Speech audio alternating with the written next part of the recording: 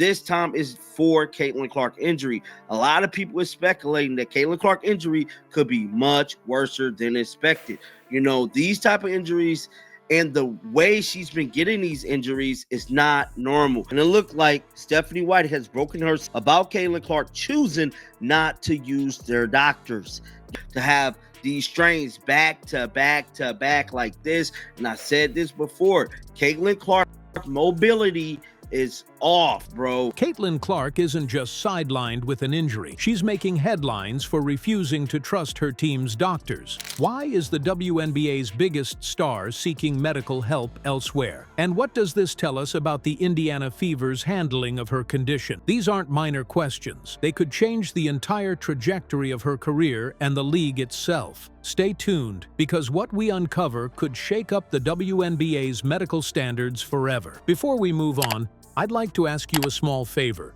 If you appreciate this content, please take a second to like this video and subscribe to the channel. Over 98% of you watch the videos without subscribing. It costs you nothing, but it makes a huge difference to us. So, did you click the subscribe button? Great! Thank you so much. Now, back to the video. Caitlin Clark pretty much kind of leaked out the bag to the team that she was kind of going to get a second opinion. To me, an athlete like Caitlin Clark on her level, she should have been getting these second opinions.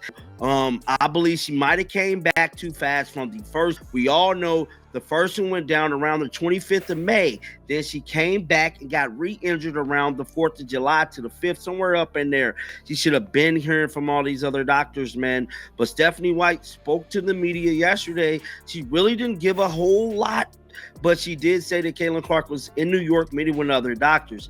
Now, with all of that being said, Caitlin Clark choosing to bypass the Indiana Fever's medical staff is raising eyebrows all around the league. For a star player to seek treatment outside of her team's system, that's not just unusual, it's bold. Especially for someone like Clark, who's been the centerpiece of the Fever's rebuild and a magnet for both attention and expectations. So why would she step away from the care provided by her own organization?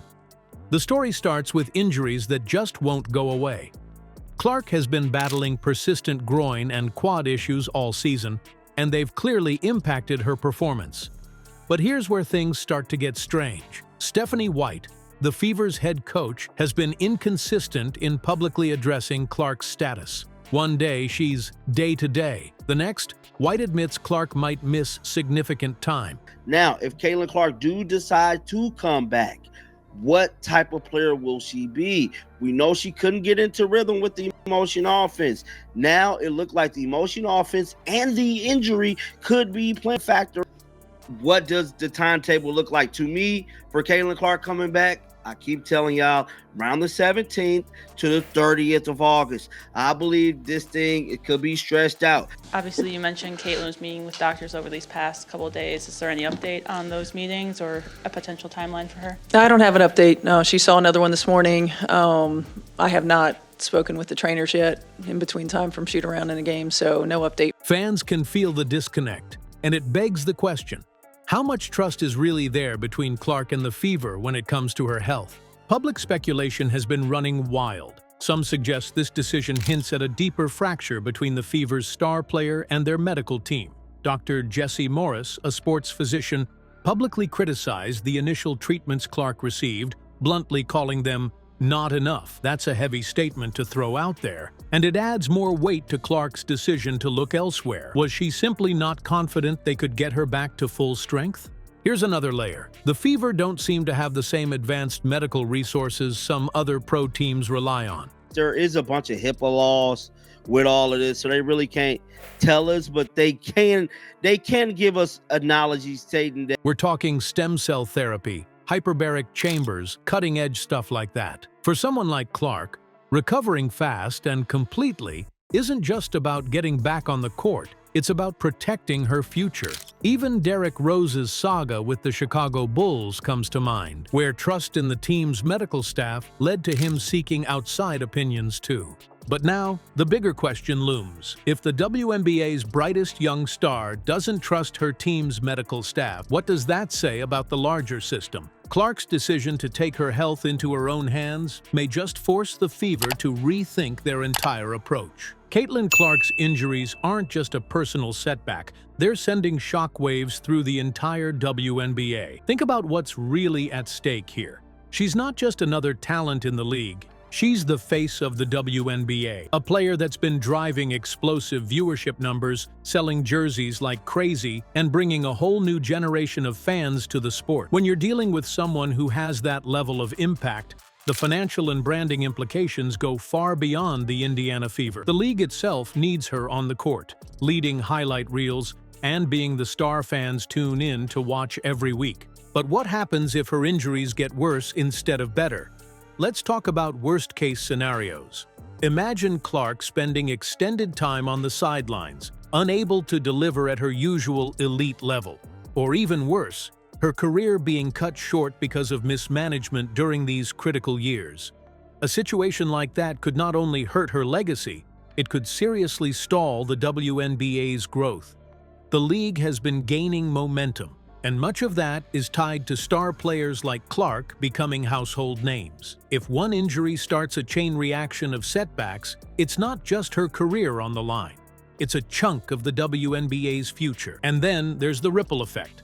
Clark's move to seek outside help could be a game changer, not just for her, but for how the league operates. If more players start questioning their team's medical care or relying on outside opinions, it's going to force teams across the WNBA to take a hard look at their resources. Some of these teams might lag behind compared to other leagues like the NBA, where advanced treatments like stem cell therapy or top-notch injury management programs are the norm. Once those gaps get exposed, things could get messy fast. So here's the real question. Is this decision by Clark the spark that forces the Fever, and maybe the whole WNBA, to rethink how they're supporting their players' health? Or is it a deeper problem that's going to take years to fix? This could be the turning point that brings long overdue changes to the league, or it could just underline how far behind they still are. Make no mistake, what's happening with Clark isn't just about today, it's about the next decade of women's basketball.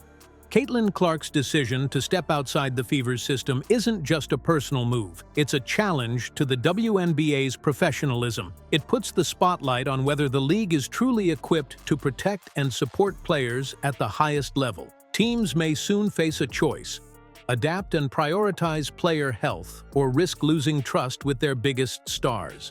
If Clark's actions inspire others, this could reshape the WNBA's injury management entirely. Her next steps won't just define her recovery, they could set the standard for an entire generation of players. The league's response? That's what everyone's watching now.